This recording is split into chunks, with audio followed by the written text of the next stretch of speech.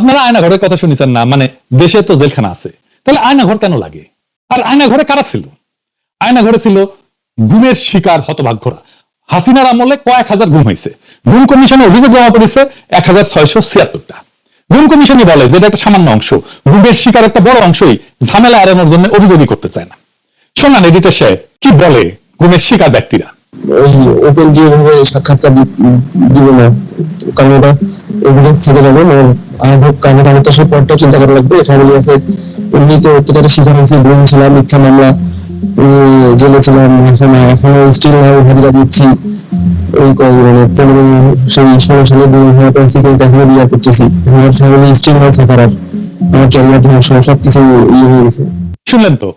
তো জেলে নিতে হইলে তো একটা প্রসিডিওর লাগবে, আদালতে নিতে হবে, আপনি জামিনের আবেদন করতে পারবেন, উকিল নিয়োগ করতে পারবেন, সবার উপরে আপনার বিরুদ্ধে তো অভিযোগ লাগবে একটা যে আপনি একটা অপরাধ করছেন, তাই না? প্রমাণ লাগবে। যার বিরুদ্ধে অভিযোগই নাই তারে কি করবে?